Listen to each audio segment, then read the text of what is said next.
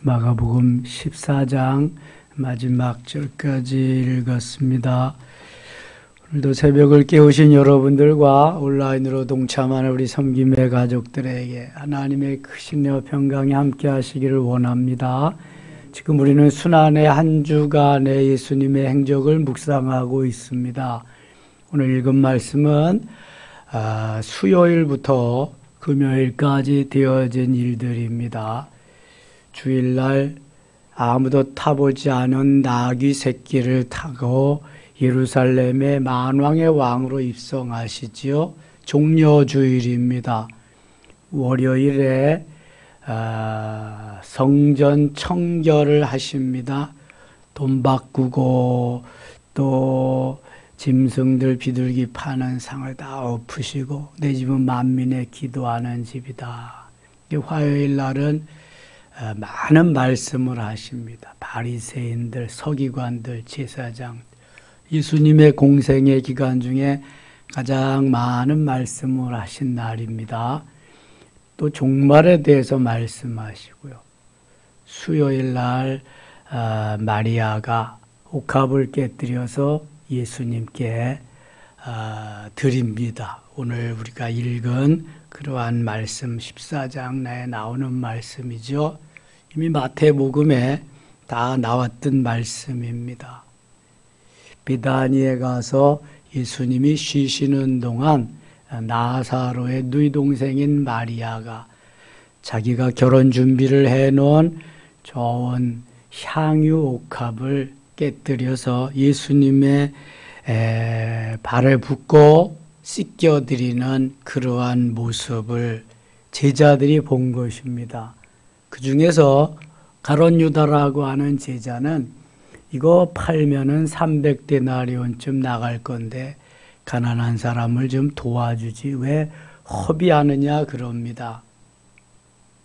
그러나 예수님은 너무 기뻐하시면서 칭찬하고 있습니다. 예수님의 사랑과 그 은혜를 경험하지 못한 사람은 쓸데없는데 낭비하고 허비하는 것 같이 보이지요.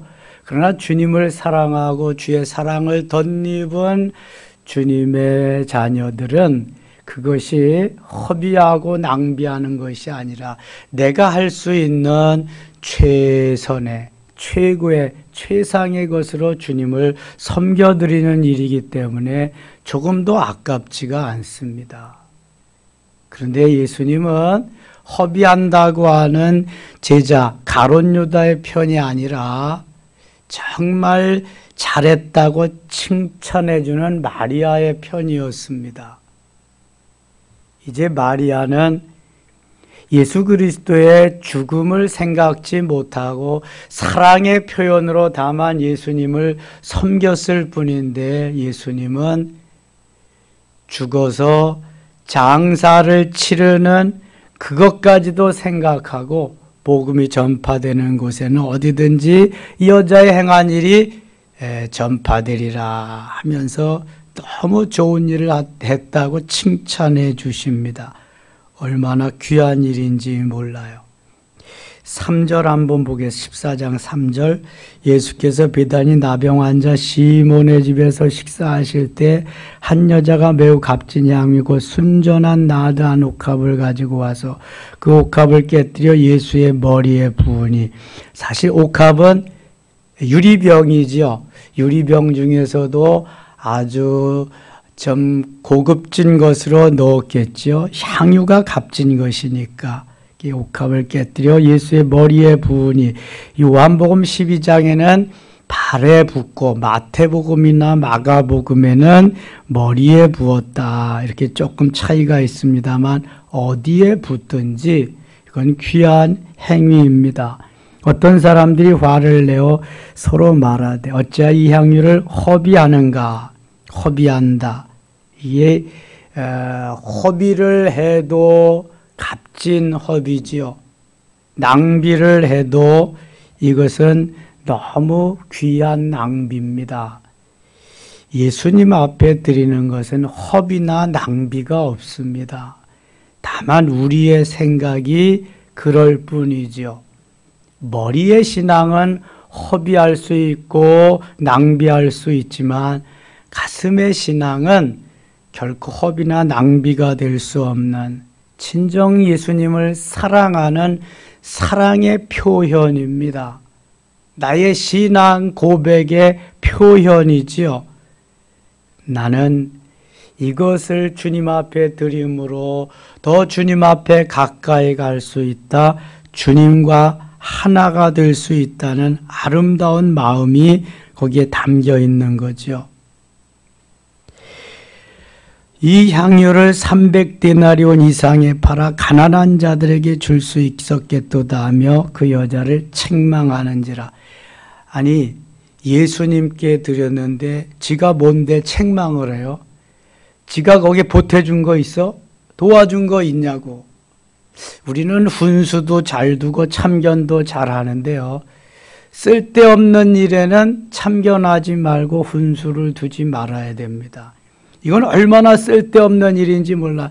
지가 못하면은 부끄러운 줄 알아야 되는데 지가 못하는데 다른 사람이 한 것까지도 이것은 아주 잘못됐다고 그렇게 판단하는 거예요. 누가 자기를 재판관으로 세웠어요? 예수님보다 더 위에서 예수님의 하는 모든 것까지도 다스리려고 하는 이러한 마음, 이거 누가 갖다 준 마음이에요? 사단이, 마귀가. 이미 요한복음 13장 2절에 보면은 마귀가 시몬의 아들 가롯 유다의 마음에 예수를 팔 마음을 넣었다 이렇게 말씀하고 있습니다. 이미 예수님을 팔 마음을 그 속에 집어넣어 가지고 이제 이게 사단이 주는 그러한 마음, 마정신으로 하는 거예요. 제정신이 아니라. 그러니까 가난한 사람들에게 팔아서 나눠주는 게 훨씬 좋지 않겠느냐 이렇게 하면서 마리아를 책망하는 거예요. 그러면 그러려니 하고 있으면 되는데 또 책망까지 하는 게 잘못됐다고. 선생님도 가만히 있는데 예수님도 가만히 계시는데 그 전도를 해놓고 전도 받은 사람이, 그러니까 초신자자 새 가족이 은혜를 받고 헌금을 하는데 전도한 사람이 그렇게 말한대요.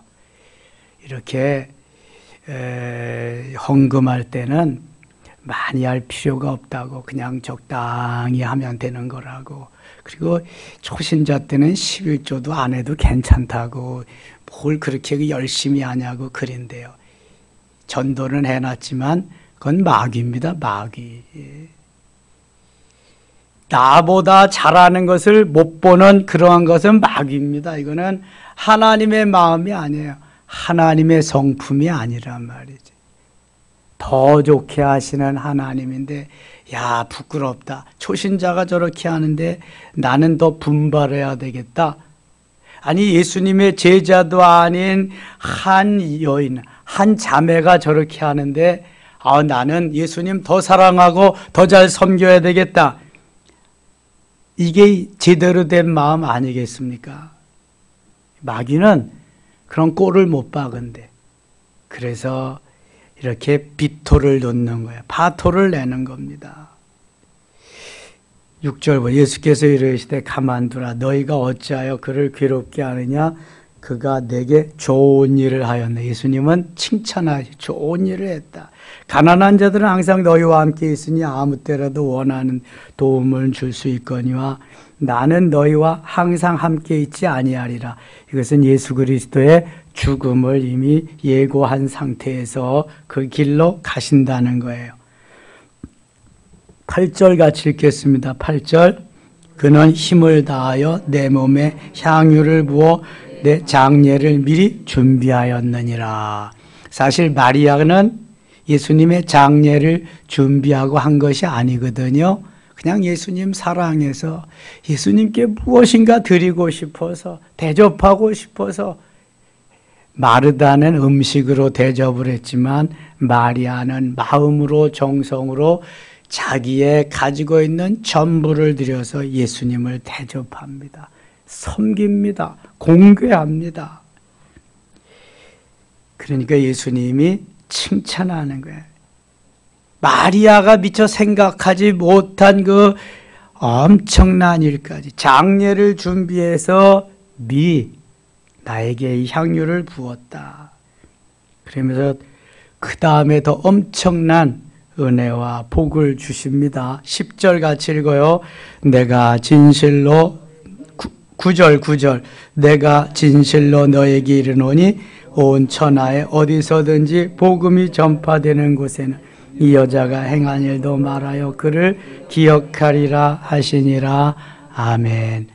여러분, 선한 일, 좋은 일, 하나님이 기뻐하시는 일을 하려면은 항상 거기에 사단이 역사를 합니다. 가만두질 않습니다. 그래서 기도하고 누가 뭐래도 주님이 기뻐하시는 길이라면 나는 가야 돼. 어떤 놈이 뭐라 그러면 어때? 뭐라 그리는 사람은 또 뭐라 그리는 대로 하나님이 역사하실 거고, 나는 하나님이 주신 너무 귀하고 복된 나의 마음, 하나님의 감동 어린 그것으로 하나님을 섬기고 하나님께 나아가면은요, 하나님은 내가 상상하지도 못한 것으로 채워주십니다. 마리아가 이런 걸 상상하고 생각하고 한 게 아닙니다. 그럼 계산적으로 한 거죠. 그럼 칭찬받지 못합니다. 그러나 생각지도 못하고 계산하지도 못한 가운데 그저 주님이 좋아서, 주님을 사랑함으로 주님께 받은 은혜가 너무 감사해서 나는 조금이라도 하나님께, 주님께 드리리라는 마음이, 아름다운 마음이 있었기 때문에 주님은 그거보다 100배, 1000배, 10,000배 그 이상으로 채워주시는 거예요. 엄청나죠? 우리가 이것을 꼭 깨달아야 됩니다. 나의 작은 손길이지만 주님은 엄청나게 크게 받으신다. 어린아이의 자기의 도시락, 보리떡 5개와 물고기 2마리 하찮은 겁니다. 어린아이의 점심 식사입니다. 그러나 그것이 예수님의 손에 들려질 때 예수님은 엄청난 것으로 받으시고 많은 이들에게 기쁨을 줍니다. 배부름을 줍니다. 풍성한 만족함을 줍니다. 2만 명이 먹고, 장정만 5천 명이니까 2만 명이 먹고도 12광주를 거두는 풍성함, 풍족함을 누리게 하십니다. 이것이 주님의 하시는 일입니다.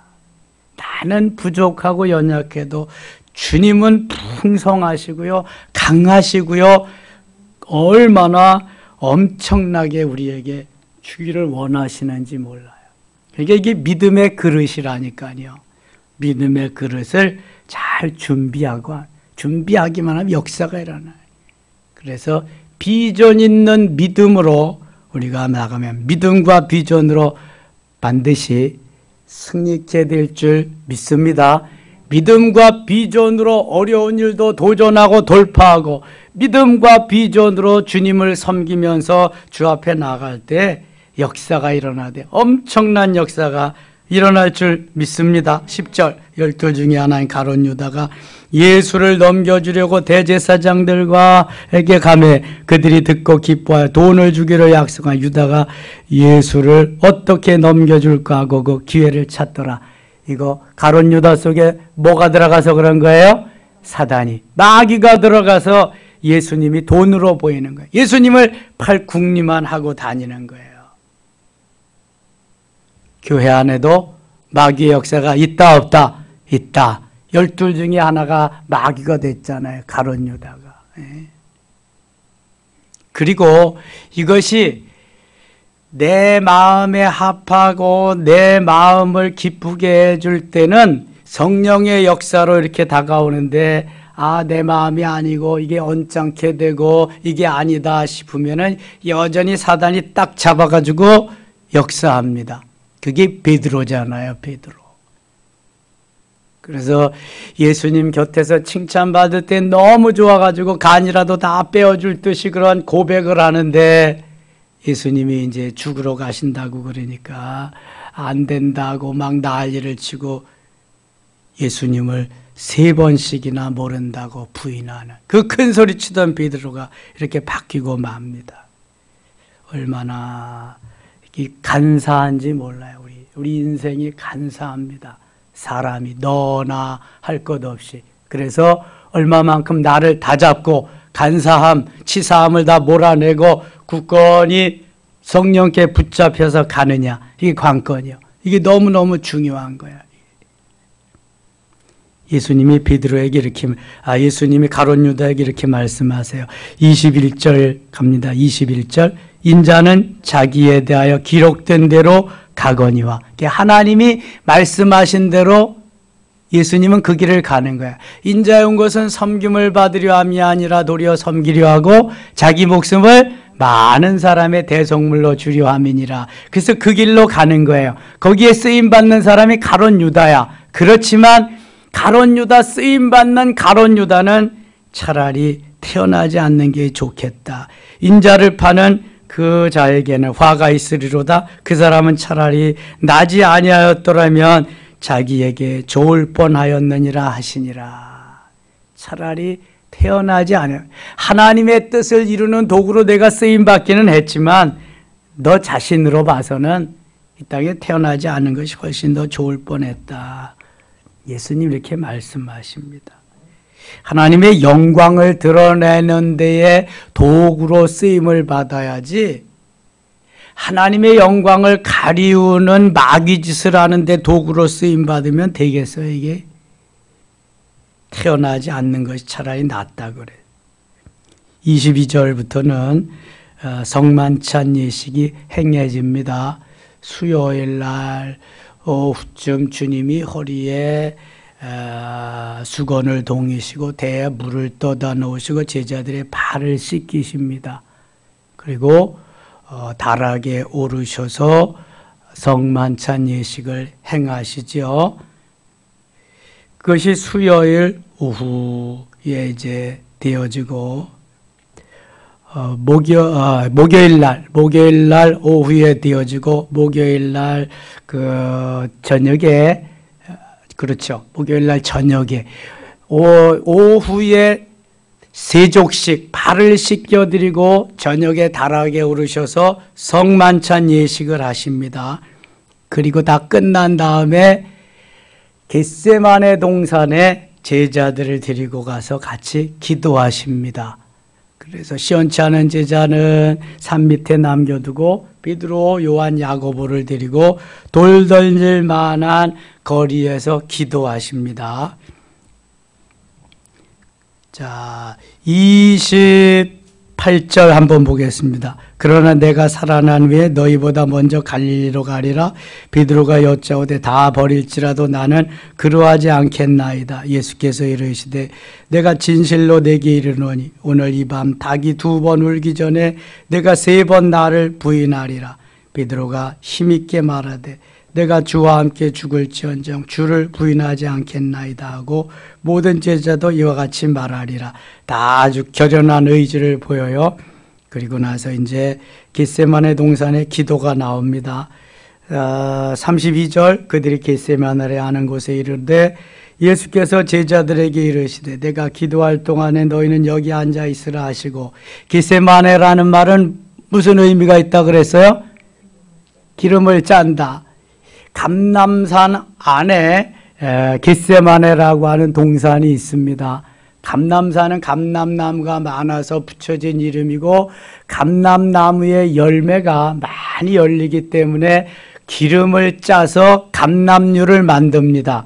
거기 그래서 겟세마네라고 하는 이름이 또 붙여졌어요. 마태복음과 마가복음은 겟세마네 동산, 누가복음은 감람산으로 이렇게 나오고 있습니다. 33절 베드로와 야고보와 요한을 데리고 가셨을 심히 놀라시며 슬퍼하사 베드로와 요한 야고보는 중요한 일이 있을 때 언제나 데리고 가시는 삼총사와 같습니다. 말씀하시되 내 마음이 심히 고민하여 죽게 되었으니 너희는 여기 머물러 깨어 있으라 하시고 조금 나아가사 땅에 엎드려 들 수 있는 대로 이때가 자기에게서 지나가기를 구하여 36절 같이 읽을게요. 이르시되 아빠 아버지요 아버지께는 모든 것이 가능하오니 이 잔을 내게서 옮기시옵소서. 그러나 나의 원대로 마시옵고 아버지의 원대로 하옵소서 하시고 아멘. 여기 아빠 아버지요, 저는 아바 아버지요 그랬는데 아빠나 아바나 아람어입니다. 에바다 달리다금 엘리 엘리 라마 사박다니, 이게 다 아람어고요. 여기 아빠도 아람어입니다. 우리가 아빠 아버지 하는 거나 마찬가지예요. 아빠, 우리말과 아주 많이 비슷하죠. 아빠 아버지요 아버지께는 모든 것이 가능하오니 이 잔을 내게서 옮기시옵소서. 이 잔은 무슨 잔이죠? 고난의 잔, 죽음의 잔입니다. 너무 육체적으로 힘들고 아프고 괴롭기 때문에 좀 육체적인 고난을 피할 수 있게 해달라는 거예요. 그러나 그거는 죽으러 오신 예수님의, 하나님이 보내신 뜻과는 정반대이기 때문에 예수님이 그 기도가 잘못된 것인 줄 알고 접습니다. 그 기도를 내려놓고 다시 기도를 바꿉니다. 나의 원대로 마시옵고 아버지의 원대로 하옵소서. 나의 소원은, 내가 원하는 것은 십자가의 고난, 죽음의 길을 가지 않는 것입니다. 좀 더 사는 것입니다. 그러나 내 뜻대로 마옵시고 아버지의 뜻대로 되기를 원합니다. 자, 우리의 기도의 결론이 내가 어떻게 기도를 했든지 아버지의 뜻대로 되기를 원하는 기도의 결론이 되어야 돼요. 그래야 기도가 응답됐다 아니다 이거 뭐 이렇게 시험에 들지 않습니다. 아버지의 뜻은 내가 기도가 응답돼서 더 좋게 되면은 응답되게 하시는 거고, 내 기도가 응답되었는데 그것이 더 나를 힘들게 어렵게 나쁜 길로 가게 한다면 그 기도는 이루어지지 않게 하는 거예요. 그러니까 기도가 응답돼도 응답이고 응답이 안 돼도 응답인 거예요. 어린아이들이 칼을 달라고 송곳을 달라고 막 부르짖고 울고 불고 그러면은 부모는 준다 안 준다? 안 준다. 야 이놈아, 이것은 가지면 너를 다쳐 해. 이것은 너를 망하게 안 되는 거야. 안 줍니다. 그 주는 부모는 없습니다. 똑같은 거지요. 하나님이, 주님이 다 하시는데 불을 보듯 뻔한데 그거 주시겠어요? 그래서 기도는 내 욕심과 욕망으로 하면 안 되고 하나님의 뜻을 구하면서 해야 된다. 아멘입니까? 아무리 내가 기가 막힌 아이디어로 가지고 해도 안 되는 거예요. 하나님이 이렇게 사업을 하려고 하는데 이거 도와주시옵소서, 해주시옵소서. 안 되는 거예요, 이거는요. 하나님의 뜻이 아니면. 빨리 접어야지. 방향을 바꿔야 됩니다. 그래야 다 말아먹지 않는 거예요, 이게. 하나님이 원하시는, 필요로 하시는, 좋아하시는, 하나님이 영광을 받으시는 그쪽으로 가야지, 하나님과는 전혀 상관없이 내 뜻을 이루고 내 목적을 이루는 내가 좋아하는 그곳으로 아무리 간다고 해달라고 도와달라고 그래도 하나님은 안 된다는 거죠. 안 된다. 그걸 또 계속 밀어붙여요. 그걸 고집이라 그래. 똥고집이라 그러는 거야. 망하는 길이야, 그거는. 빨리 내려놓고 접어야 돼. 하나님, 그럼 어떤 길입니까? 엎드려야지. 엎드려야지.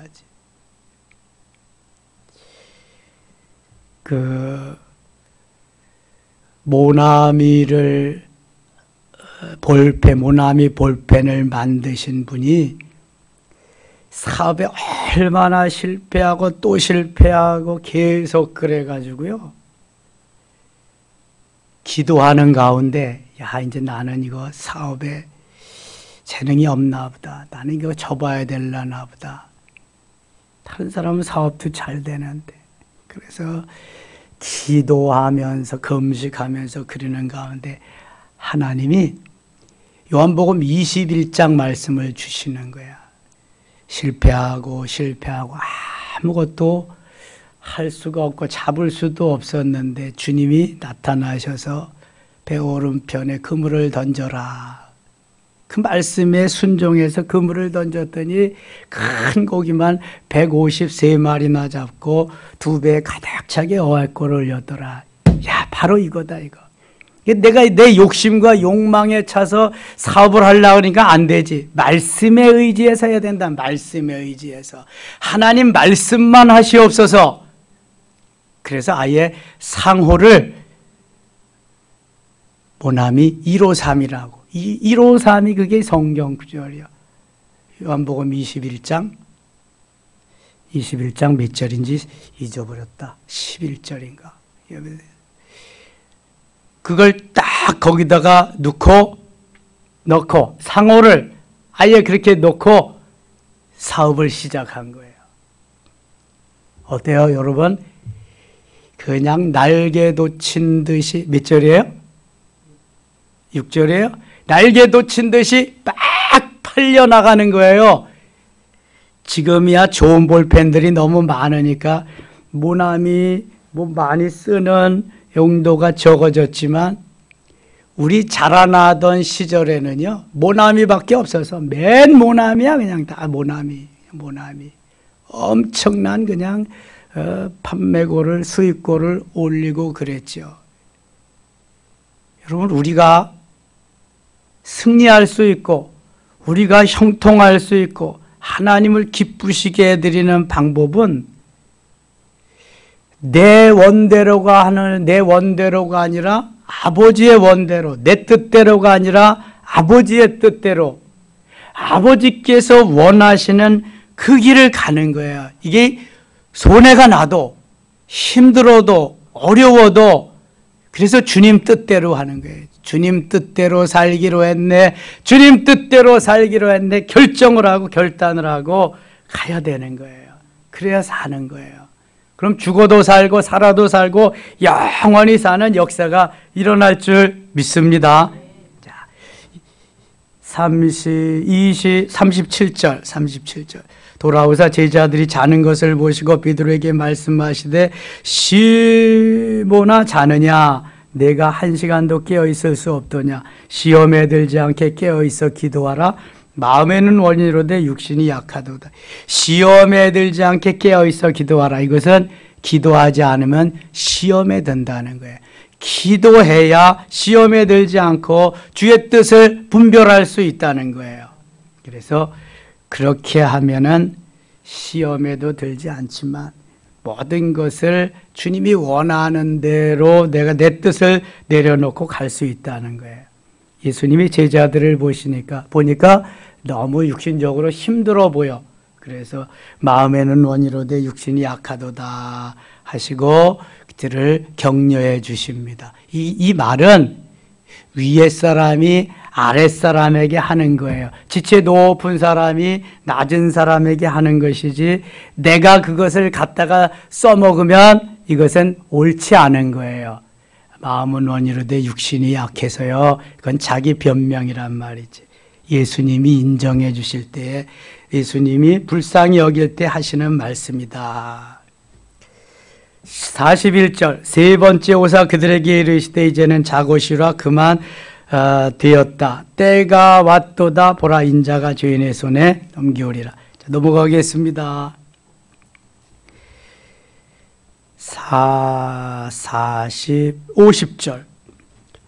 50절 같이 한번 읽을게요. 50절 제자들이 다 예수를 버리고 도망하니라. 왜 예수님을 버리고 다 도망할까? 예수님 곁에서 서로 더 그냥 가까이에서 예수님과 함께하고 싶었던 제자들인데, 아니 성만찬 예식을 할 때에도 서로 예수님 곁에 앉으려고 난리를 치고 요한은 예수님의 그 무릎 위에까지 그냥 이렇게 기대어 그렇게 가고 그랬는데 제자들이 다 예수를 버리고 도망하니라. 한 놈도 없이 다 도망. 여러분, 고난의 현장에 누가 함께 할 수 있느냐? 고난의 현장에 같이 할 수 있는 제자가 참 제자입니다. 고난의 현장에 남은 자로 렘넌트로 있을 수 있는 그 사람이 하나님의 사람입니다. 다 도망갔어요. 그러니까 머리의 신앙, 나를 위해서 믿는 신앙은 고난의 때에 모두 다 도망갈 수밖에 없다. 고난의 때에 예수님과 함께 할 수 없다. 가슴의 신앙만이 고난의 때에도 주님과 함께하고 어떠한 어려움도 감당할 수 있다. 그래서 오순절 전의 제자와 오순절 후의 제자는 달라도 너무 많이 다릅니다. 이러던 다 도망갔던 제자들이요, 오순절 사건 후에는 대적들이 와서, 원수들이 와서, 권력자들이 와서 저지하고 제지하고 그래도요, 우리가 너희 말 듣는 것이 옳으냐, 하나님 말씀 듣는 것이 옳으냐, 우리는 보고 들은 것을 전하지 아니할 수 없다. 아주 강해집니다. 담대해집니다. 얼마나 놀라운 일이 벌어지는지 몰라요. 좀 이게 제자입니다. 이게. 그래서 오순절 사건을 경험해야 돼요. 그러니까 사복음서하고 사도행전부터의 그러한 제자들의 삶은 완전히 다릅니다. 완전히. 그러니까 예수님의 그 오순절 사건을 사도 바울은 다메섹 도상에서 부활하신 예수님이 직접 경험시켜 주셔서 사도 바울은 다메섹 체험을 하고 그 주의 사역을 합니다. 예수님의 제자들은 오순절 마가의 다락방 체험을 통해서 제자의 사역을 하지만, 그래서 우리가 오순절 사건을 경험하든지 다메섹 사건을 경험하든지 둘 중에 하나는 해야 됩니다. 그래야만 내가 배반하지 않고 끝까지 주님을 따를 수 있어요. 머리의 신앙이 가슴의 신앙으로 올 수 있단 말이죠. 62절 가겠습니다. 62절. 예수께서 이르시되 내가 그니라. 인자가 권능자의 우편에 앉은 것과 하늘 구름을 타고 오는 것을 내가 보리라 하시니, 하늘 구름을 타고 오리라. 내가 구름 타고 오리라. 요한계시록 1장 7절에도 말씀하십니다. 구름 타고 오시는 주님 모습을 볼 수 있는 자도 있을 거다. 우리가 뭐 이 세상을 마감해도 다음 세대가 볼 수 있을 거다. 반드시 오리라. 이것만 남았다 말씀하십니다. 66절 가겠습니다. 66절. 베드로는 아랫뜰에 있더니 대제사장이 여종 하나가 와서 베드로가 불 쬐고 있는 것을 보고 주목하여 이르되 너도 나사렛 예수와 함께 있었도다 하거늘, 베드로가 부인하여 이르되 나는 네가 말하는 것이 무엇인지 알지도 못하고 깨닫지도 못하겠노라 하며 앞들로 나갈새. 요거 베드로 속에 누가 들어가서 이렇게 말하는 거예요? 마귀가, 사단 마귀가 들어가서 하는 거예요. 베드로 정신으로는, 베드로는 이렇게 말할 수 있는 사람이 아니에요. 베드로는 마귀가 들어가서 마귀가 베드로를 조종하고 있기 때문에 예수님을 부인하는 거죠. 거짓말하고 도둑질하고 살인 강도짓 하는 거, 그 속에 다 마귀가 들어가서 하는 거예요. 그 순간 마귀만 빼내버리면 얼마나 온순하고 정말 착한 사람인지 모르죠. 이렇게 하면은. 그 다음 절 보세요. 여종이 그를 보고 곁에 서 있는 자들에게 다시 이르되 이 사람은 그 도당이라 하되 또 부인하더라. 조금 후에 곁에 서 있는 사람들이 다시 베드로에게 말하되 너도 갈릴리 사람이 참으로 그 도당이니라. 71절 같이 읽을게요. 그러나 베드로가 저주하며 맹세하되 나는 너희가 말하는 이 사람을 알지 못하노라 하니. 아니, 어떻게 이렇게 말할 수가 있어요? 야, 주는 그리스도시요 살아계신 하나님의 아들, 멋있게 고백도 하고 예수님께 이 반석 위에 내 교회를 세우리라 그렇게도 하고 엄청난 복의 복을 다 받은 사람이 베드로인데요. 어떻게 이렇게 이럴 수가 있냐고요. 그러면 성령이 오셔서 내 마음을 붙잡아 주시지 않고 나를 충만케 해주시지 않으면 나는 이렇게 옛적 베드로로 돌아가서 주님을 모른다고, 그것도 그냥 고상하게 모른다고 그래요. 저주하며 맹세까지 합니다. 예수 믿다가 세상으로 돌아간 사람들 마귀가 딱 잡고 있어서요, 아예 처음부터 예수 믿던 사람들보다 더 악해집니다. 얼마나 더 악해지고 더 강해지고 그러는지 몰라요. 아직 사단의 마귀가 딱 붙잡고 있어서 그렇거든요. 저주하고 맹세까지 할 게 뭐가 있겠어요? 자기는 아니다라는 것을 확실히 보여주기 위한 방편이잖아요. 이게 마귀가 하는 짓입니다. 마귀가. 72절 또 같이 읽고 마칠게요. 닭이고 두 번째 울더라. 이에 베드로가 예수께서 자기에게 하는 말씀 곧 닭이 두 번 울기 전에 내가 세 번 나를 부인하리라 하심이 기억되어 그 일을 생각하고 울었더라. 아멘. 여러분, 언제라도 오순절을 경험하지 않으면 이러한 사건이 벌어집니다. 이게 사단이 난다고 그러는 거예요. 이거를 갖다가 늘 성령 충만하고, 그래서 시험에 들지 않게 뭐 해야 된다? 깨어 있어 기도해야 된다. 오늘도 시험에 들지 않는 하루, 예수 그리스도의 영광을 드러내는 하루, 행복 신난다 이 집사로 출발해서 이렇게 마감하는 귀한 하루 되시기를 축원합니다. 하나님 아버지 고맙습니다. 깨우기 어려운 새벽, 내가 새벽을 깨우리로다 결단하고 오늘도 나왔습니다. 결실의 계절 가을에 하나님 열매 맺게 하여 주시고 성령 충만하게 하시고 하나님의 영광을 드러내는 우리 모두 되게 하여 주시옵소서. 가룟 유다가 되지 말게 하소서.